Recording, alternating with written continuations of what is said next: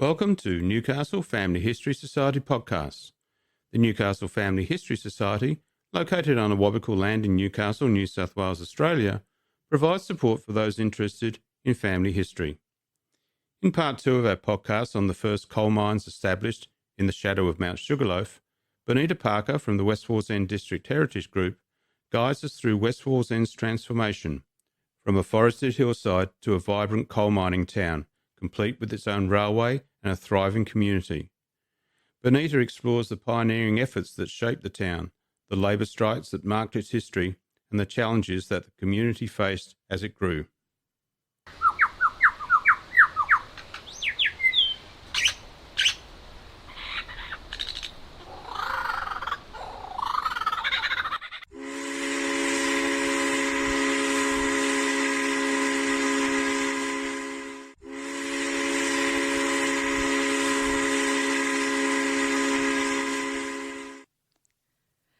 As early as 1883, there was interest in establishing a West Wallsend coal mining company.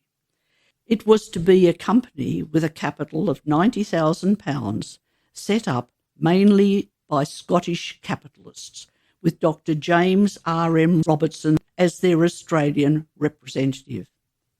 The original directors of the West Wallsend Coal Company were Messrs. Stokes, Robertson and Withers of Sydney, and Messrs. Alexander Brown, James Fletcher and Thomas Brooks of Newcastle. The property was freehold and consisted of 2,972 acres. If you recall an earlier podcast, that was the amount of land purchased from the Taralba Trust.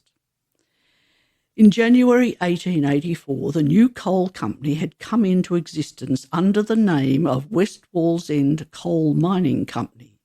It had already done much groundwork to establish itself as indicated in seeking to have the Railway Bill passed in 1883. Two companies, West Wallsend and Monk Wearmouth Coal Companies, commenced preparatory mining operations in 1885 to 1890. During this time, some 40 workers were employed on shaft sinking and foundation work for the start of the coal mines. They were housed in huts clustered around the two proposed mine sites. Over many months, boring operations with the diamond drill attained a depth of 721 feet, and several valuable seams of coal had been passed through at the West Wallsend site. The coal was of excellent quality and in abundance. A permanent shaft was sunk and the usual structures at the pit's mouth commenced. The main colliery building was constructed with the pit head being of steel, the first of its kind in the colony of New South Wales, while the poppet head reached a height of 71 feet from the ground. The properties being referred to adjoined the Wallsend and Minmi collieries and were within 2 miles of the new Northern Railway line from Sydney to Waratah. This meant that a link line could be built from the two proposed mines to the main Northern line. But the main north-south railway did not reach the coalfields in the West Wallsend area. A link line was an urgent necessity. For the purpose of getting their coal to the port, the company needed to construct 5 miles, or 8 kilometres, of private railway, which would branch off the Sydney-Newcastle line at Cockle Creek, a distance of 10 miles or about 16 kilometres from the shipping cranes on Bullock Island on the Hunter River at Newcastle. This needed a private railway to be constructed. Before a private railway could be constructed, an Act of Parliament had to be passed giving permission. In October 1883, well before any coal mines were commenced in West Wallsend, application was made to the New South Wales Government for leave to introduce a private bill. This bill would authorise Mr. R.B. Wallace and Dr. James R.M. Robertson, trustees of the West Wallsend Coal Company Limited and the Monkwearmouth Colliery Company of Australia, to construct and maintain a railway along with a branch line to land portion 124. This would connect the coal lands belonging to the company situated in the parish of Terralba, county of Northumberland, with the government's Sydney to Waratah railway line near Cockle Creek. Sometime later, a second amended bill reached Parliament on the 9th of June 1887. This bill changed the route of the line, making substantial cost savings. The amended Act was passed on the 13th of July 1887.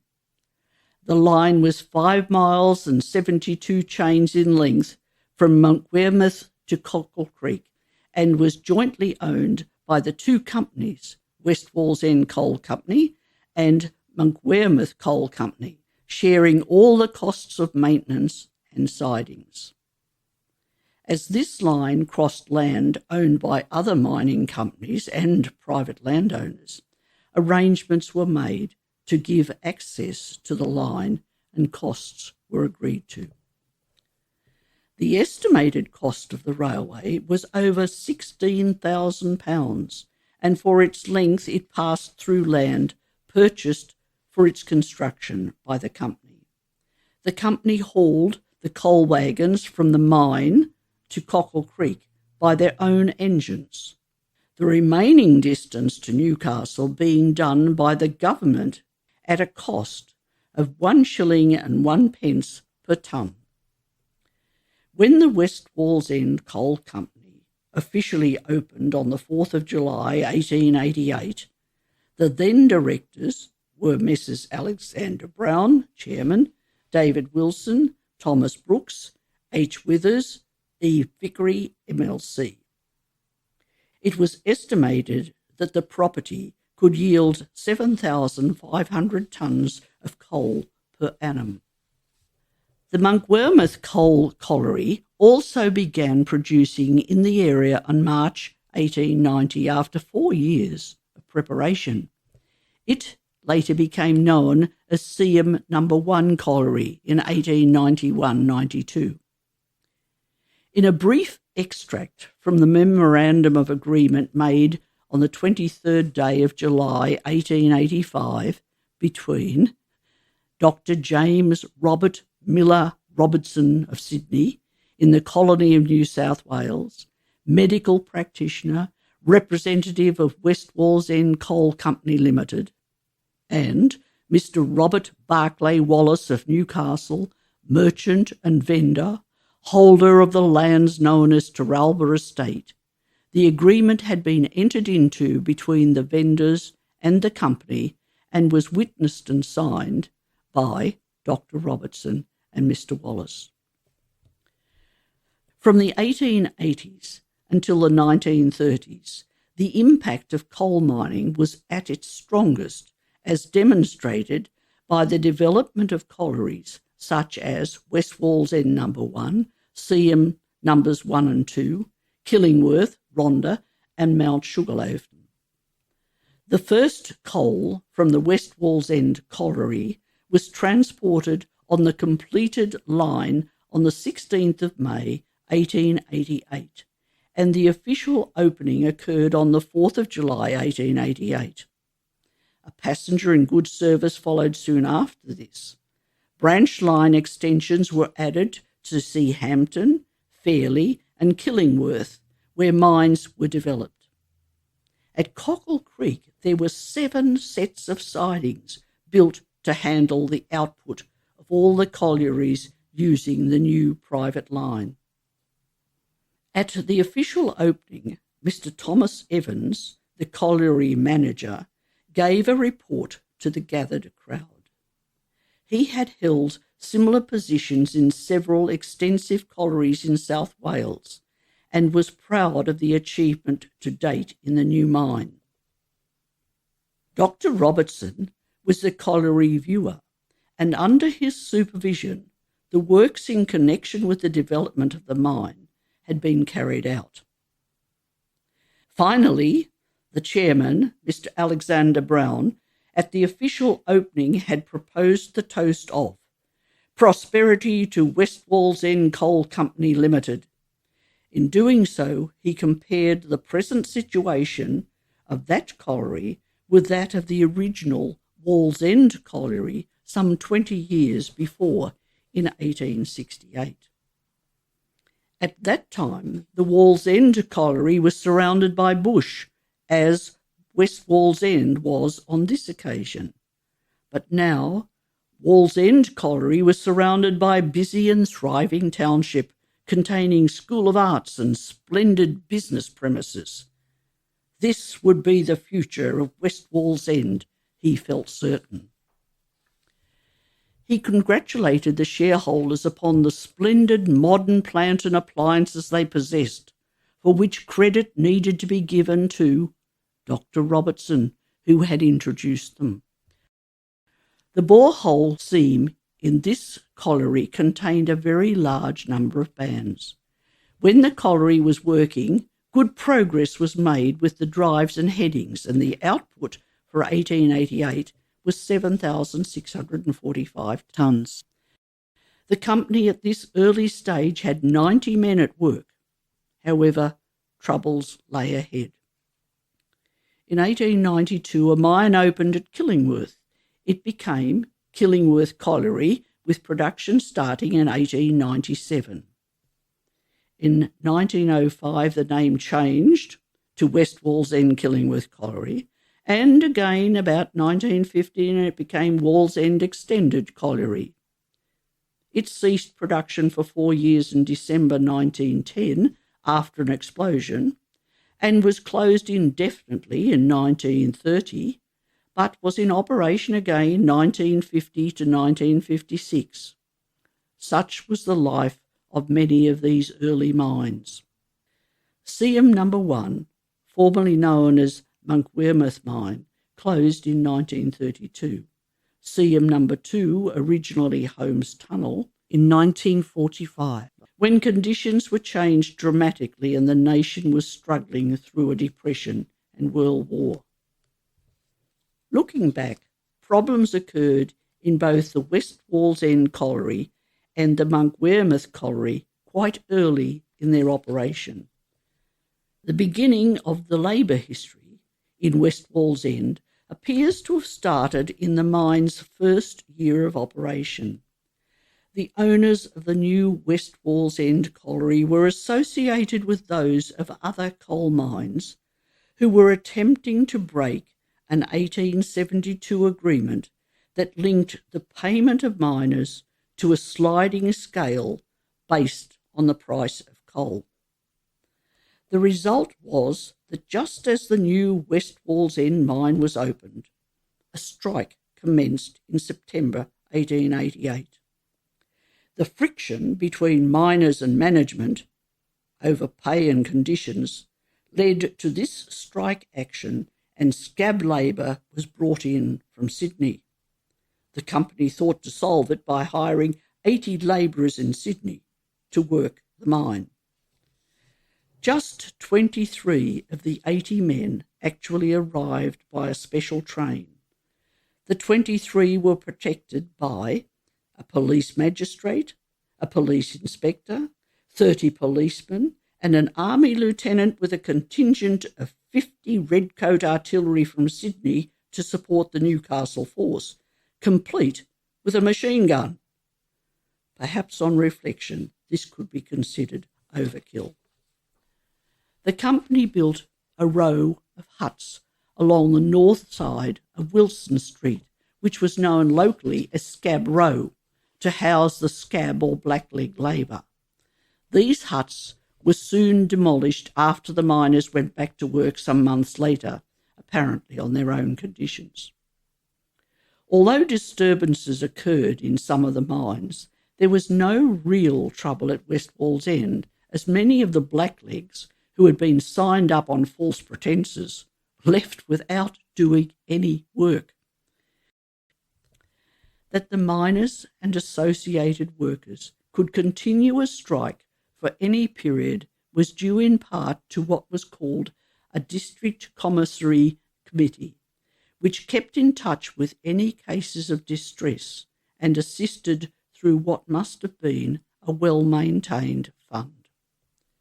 The commissary committee was elected by the various miners' lodges and not only provided cash to those in need, but collected and distributed goods in kind.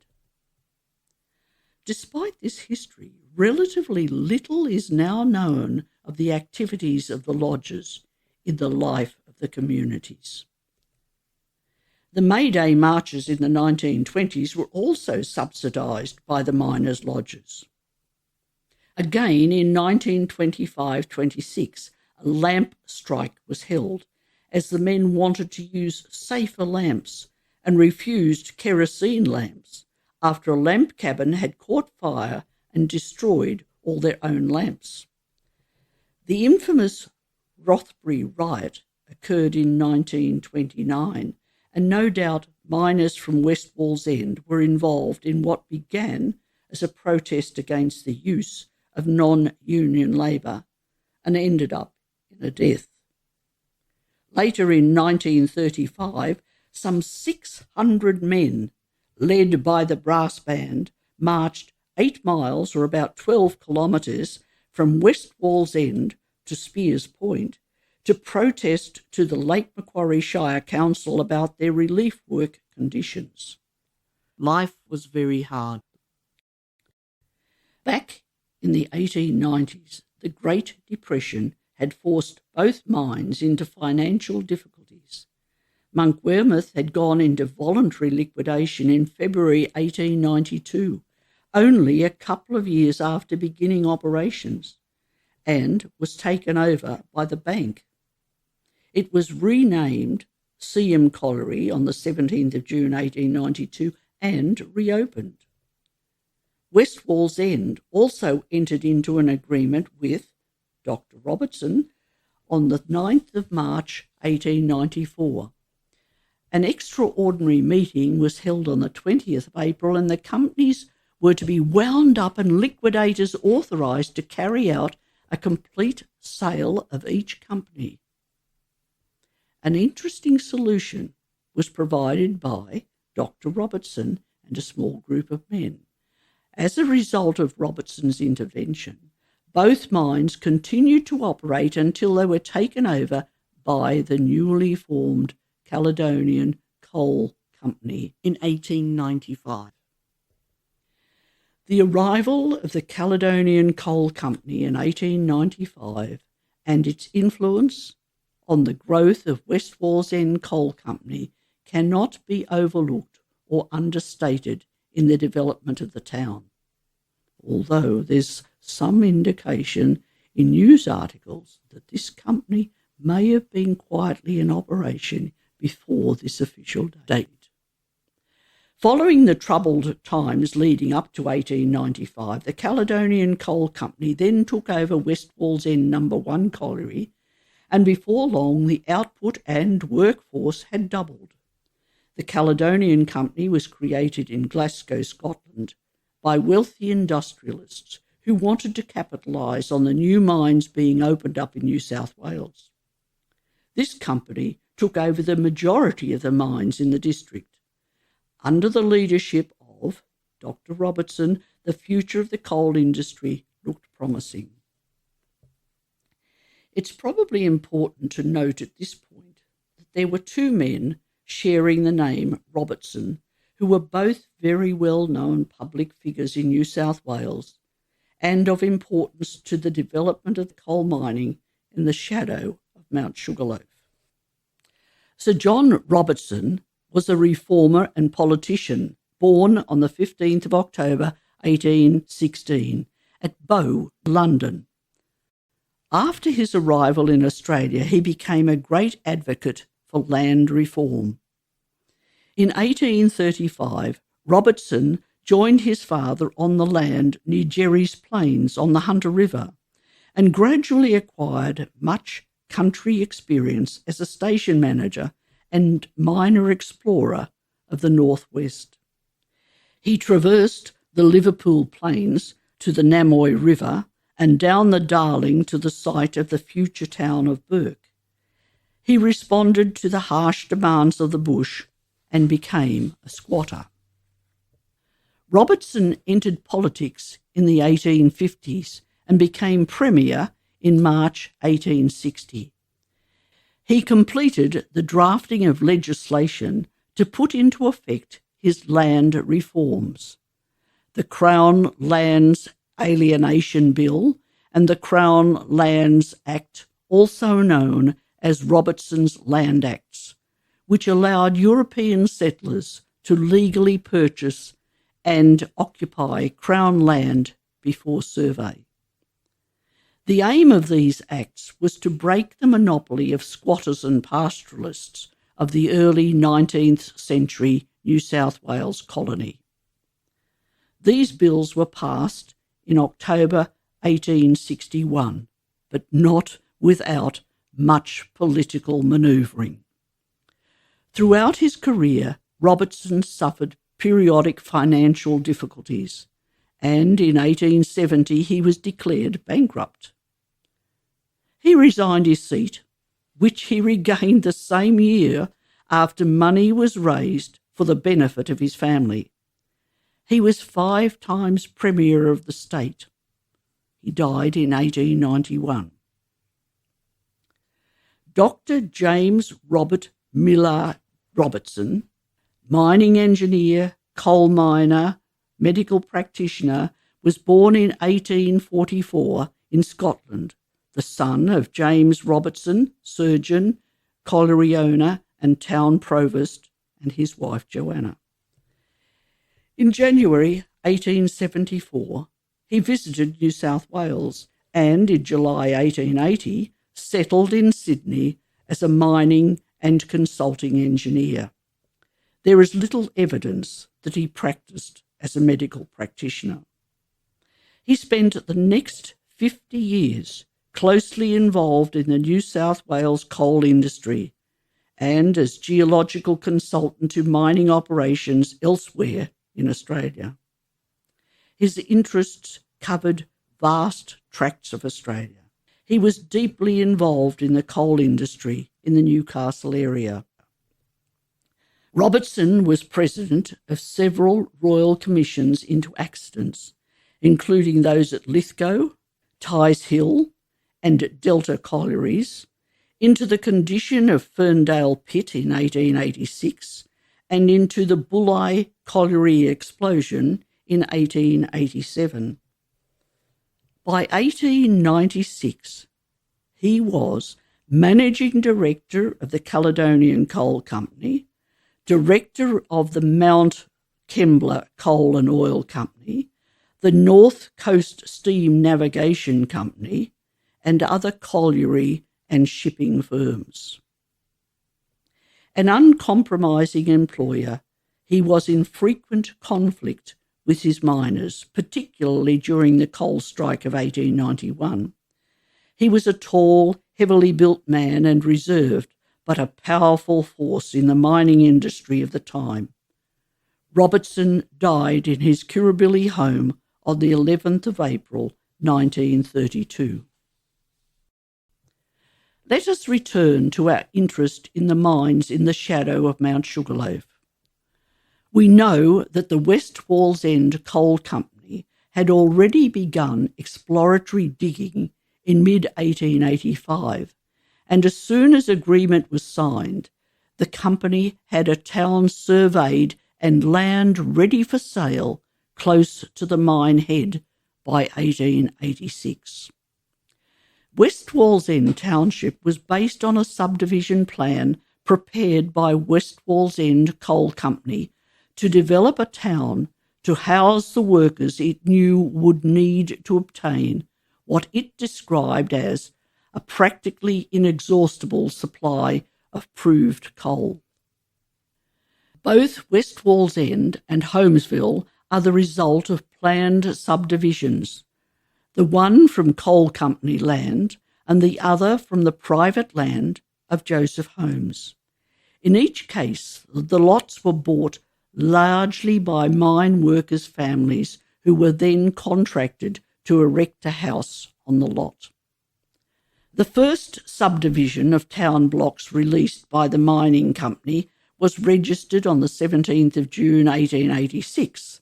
The lots were quarter-acre blocks on streets mainly named after directors and others associated with the company. These street names include Withers, Wilson, Brown and Brooks. However, Renwick Street was named after a Depression-era doctor whom the community respected for his work and care during this difficult time. At an auction held on the 12th of August 1887, many blocks were sold, and Carrington Street, originally referred to as Minmi Road, was to become the main street of town. Carrington Street was named after Charles Carrington, Governor of New South Wales, between 1885 and 1890. The official opening of West Wallsend No. 1 Colliery had been held on the 4th of July 1888, when miners were searching for land on which to build their homes near the mine. This date also marked the introduction of the passenger service of the new rail line from Cockle Creek to West Wallsend, so people were able to reach West Wallsend by train. Another land sale was held on the 23rd of July 1888, only a few days after the opening of the mine. It was reported that 116 to 120 lots out of the 200 were disposed of, and with one or two exceptions, to single lot buyers. A second extended subdivision was registered on the 16th of August 1888, another subdivision in 1889, and a third subdivision declared in 1901 were all reported in the Newcastle Morning Herald and Miners Advocate, which had written that the blocks were knocked down for £50. The town of West Wallsend, by 1908, just 20 years after the opening of that first mine, included a thriving cooperative society, a strong football club known as the Bluebells Soccer Club, a cemetery, several satellite communities including O'Donnelltown, Ladysmith and Holmesville, churches, a school of arts, a Masonic institute, a grand post office, a railway station, electricity, and a reticulated water supply from the Hunter system, and at least 5 hotels. In 1910, the steam tram linked Wallsend and West Wallsend, and the town had about 6,000 inhabitants. The community of West Wallsend was thriving.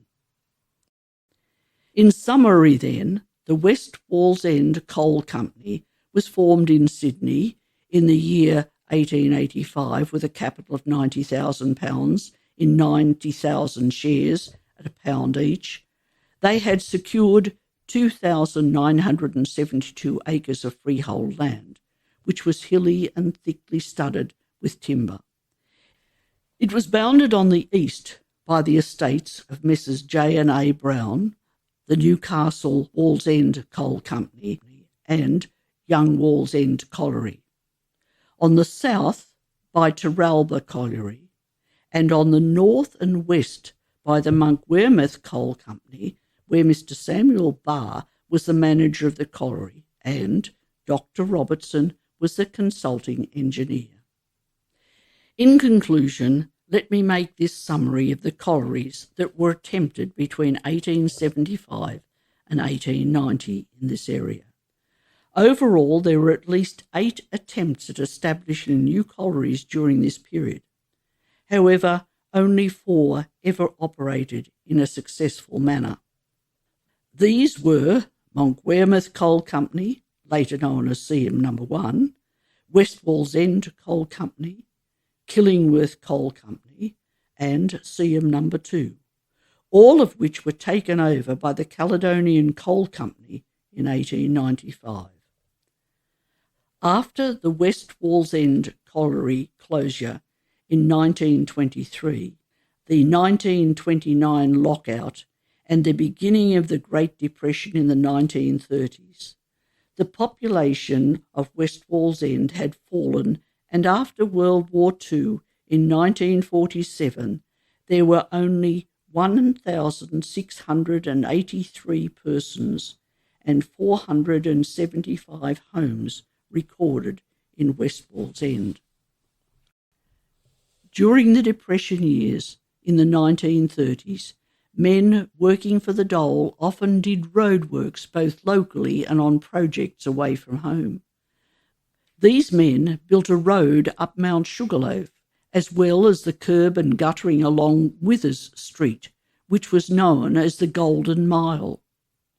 With its high unemployment, some referred to West Wallsend as West Wallsend. As nearby mines gradually closed, the population continued to shrink until eventually new mines and then the steelworks transformed them into dormitory suburbs for those working in Newcastle, at first with a focus on BHP Steelworks, and after the 1980s in a greater range of jobs. Today, in the 21st century, West Wallsend is again becoming a popular place to live as the cities of Newcastle and Lake Macquarie spread beyond their old boundaries. The establishment of West Wallsend Coal Company and its official opening in 1888 led to the development of the town of West Wallsend.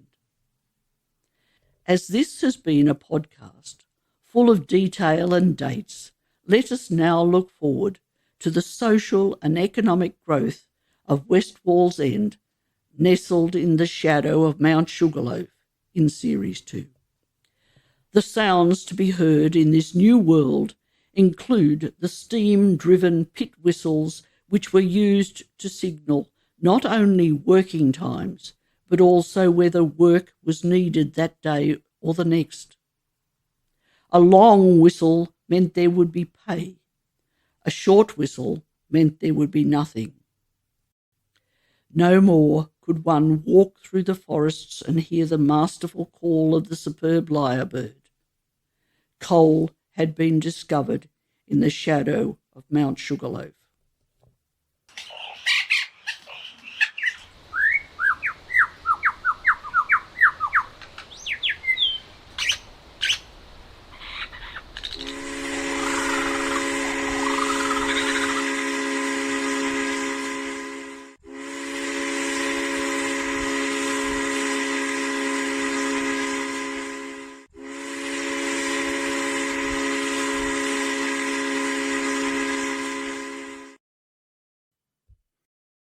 A big thank you to Benita Parker from the West Wallsend District Heritage Group for writing and presenting this series in the shadow of Mount Sugarloaf.